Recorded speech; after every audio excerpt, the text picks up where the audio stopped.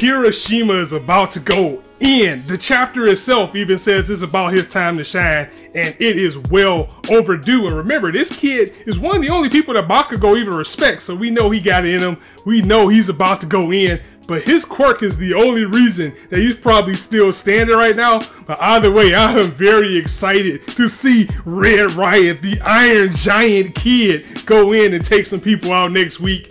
But what just happened in this chapter, even though it was a quick and fast chapter, is changing things in a big way. First and foremost, Overhaul. Oh my god. I mean, I think I mark out over his character every time he's on the panel because he is just that good. Showing Shigaraki the ropes. Like, first off, telling them, yeah, of course you couldn't find out where we are because it's a secret hideout, you idiot. If it was easy to find, then yeah, we wouldn't be hidden. You get it? This is why it's the underground. Taking this kid under his wing, showing him the way, especially with this plan that he has on the way. But let's talk about Shigaraki for a minute. I mean, this dude got the nerve to come in and act like Overhaul needs him. Really? Seriously, got his feet up. Get your feet off my table, kid. Have some respect. And it was two members of other Percepts that were about to take this kid out. They straight up put the dome to his head. It was Chronostasis and Mimic. They straight up rolled up on Shigaraki like, get your feet off the table, boy.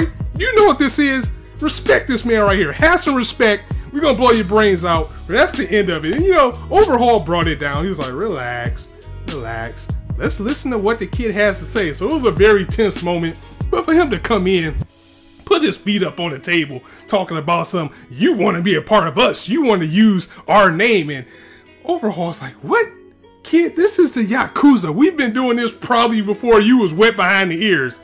Take a seat. We're going to show you how it's done. And he puts this plan directly into Shigaraki's hand. And that plan is actually like a bullet or a syringe that actually nullifies quirks. And we have seen this before many times, especially in this series. We've seen this in this series before, but the way this is being done is in a very different way, and it's changing things in a big way. As Overhaul is basically like, I'm going to take what All for One did and see if I can do it even better, because these bullets can be a game changer in a huge way, especially he already has the underground on lock. So if he starts selling these things like in mass production and they start taking heroes out and taking out their quirks with it, I told you guys this series was going to get dark with this arc, and I think I see it now, because if Shigaraki can use this on like All Might or something, or All Might, so never mind, not All Might, because All Might always lost his ability, but if they can take out one of the big hitters with one of these, it's gonna be trouble for the heroes. And again, the only reason why Kirishima was able to not get shot with one of these bullets is because his hardened ability. They tried to shoot him and it went off his head. This chapter was wild. Let's get to some more stuff that actually happened in it. And I just gotta give props to Overhaul again. The characters never ceasing to amaze me. Just straight up telling Shigaraki, shut up boy, grown folks is talking. This goon's roughing him up like that. I absolutely loved it. But this chapter, we actually got some time with Kirishima, you know, Red Riot.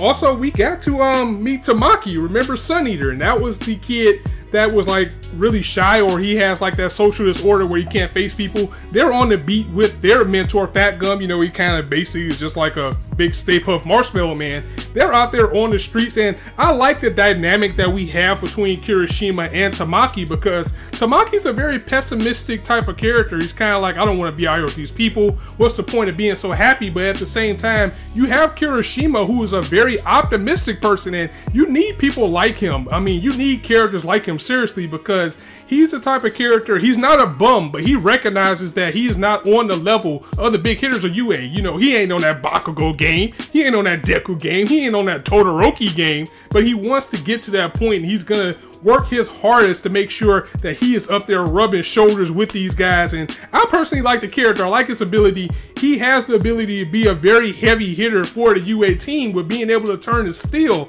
I mean, he's straight up going to be a wrecking ball. And one of the things that we also got to learn about Sun Eater's quirk ability is that his biggest weakness is his self-confidence, because he's so pessimistic, because he has this disorder where he's kind of like shy around people and things like that. He's not really confident in himself or think that he's doing a good job, and maybe that has something to do with his quirk ability, or maybe that has something to do with his past, because Horikoshi once again stepping it up with this ability. wherever he eats Tamaki, he has the ability to take the form of. So when he took out those thugs, we saw that he had a tentacle arm like an octopus. He had a clam on his hand. He had chicken legs. So yeah, I'm pretty sure this can go very dark, scary, and maybe even creepy and nasty with some of the things where they say you are what you eat. But still, this has the ability to be very broken and be very good at the same time, depending on what this kid eats. And maybe that has something to do with why the way he is, or maybe it's just his character, because we talked about this way back when we first met the main three, that because they're so good,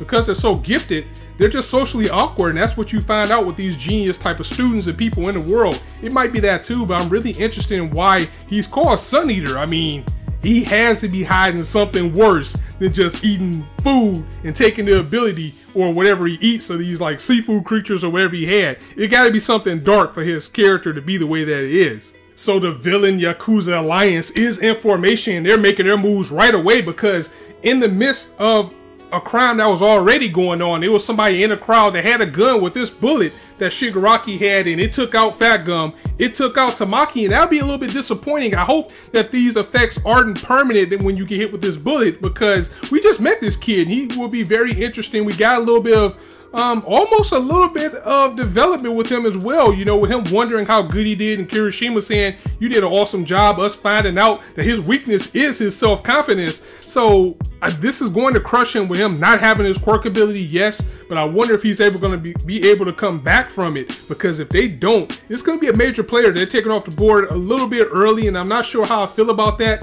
It's definitely going to be dangerous if anybody else gets hit with these, but at the same time, it's just upping the ante in how dark this series is getting, how dire the situation is going to be with this Yakuza villain alliance.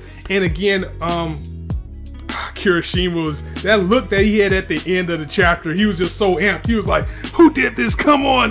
It's time for him to go in. Cannot wait to see this wild man go. And really, that was it for the chapter. It was really fast. It was really short, but it didn't feel like you wasted your time with it as well. And that is why Horikoshi is without a doubt in my top 3 mangakas of all time right now, because he can spin out stuff like this even when it's short. So again, imagine if this dude gets healthy. I mean, him and Oda are bringing out fire every week, and if Togashi ever gets off his ass, he will have that rightful spot as well. Right now, because Horikoshi is more consistent, I put him over Togashi, but the man is greatness. Togashi made my favorite anime of all time, which you know is Yu Yu Hakusho. So that's what I get. Like I said that before, I feel the chapter black type of art feel from Yu Yu Hakusho, or maybe even New York New City, where we're going to get a lot of focus and shine on these villains. And especially with this plan, perhaps that bullet is linked to Eri, you know, a little girl. Maybe like what